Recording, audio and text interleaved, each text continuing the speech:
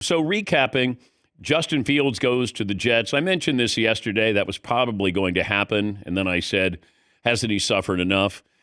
But this is we got Justin Fields. We don't have any expectations here. We don't.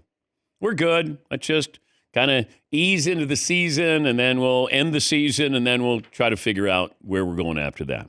Seahawks grab Sam Darnold. That's a team-friendly deal. And it's $100 million, but it's not. It's $55 million. And Sam signed for what I've been saying for years now. Quarterbacks need to find a sweet spot. He's not going to get $50 million.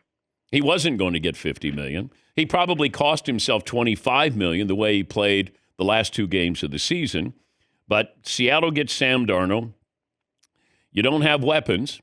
You don't have a good offensive line. Now the music's good in Seattle. Some good food up there in Seattle.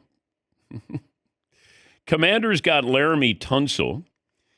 So, and I understand this from both sides here with the Texans, because the Texans are changing, I guess, their offensive philosophy, their offensive line philosophy, new offensive coordinator. Now, I don't want to go too deep into the weeds, but Laremy Tunsil had 1 more year, and then he would be, he's always asking for a contract extension or a pay raise. But, all right, you get something for him. You got trade value, you got something for him, but you have a quarterback who was sacked the second most times. That's why Caleb Williams kind of made everybody forget about what happened in Houston. Houston had a terrible offensive line. Now, they were in a bad division, but ended up making the playoffs. A lot of injuries, certainly at the skill position. But I get it. The Commanders are all in. I love it. I love the teams that go, we got this opportunity. Now, do I think the Commanders are going to be as good next year? It's weird. I don't. I think that it was, oh my gosh. And then all of a sudden, I think they had, 6 or 7 games that were decided final possession. You're not going to win all of those like they did. You're probably going to win 3 of those, maybe 4. That's, 3 or 4 different outcomes here for you. I think they take a step back, even though they, went out and got Debo, another year of experience for Jaden Daniels.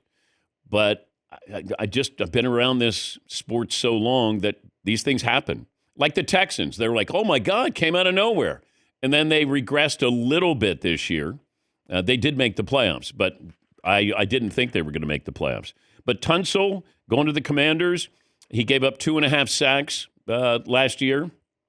That, and considering your quarterback was under duress as much as any other quarterback except for Caleb Williams, Tunsil did have a pretty good year. I think he led the league, though, in penalties.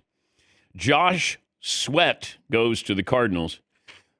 What were his parents thinking? Josh Sweat? Like, it's just, that's one of those. It's like a name that flows. Josh Sweat. Yeah, it feels like it's Josh Sweat. How about Joshua Sweat? Yes, Marvin. Yeah, I enjoy Joshua Sweat. Yeah, said Josh Sweat. Yeah. Just, being an announcer, broadcaster, that's what I don't even know how good he's going to be for the Cardinals. I just know I'd hate to have to pronounce his name. And Josh Sweat. Josh, period, pause, comma, semicolon, Sweat.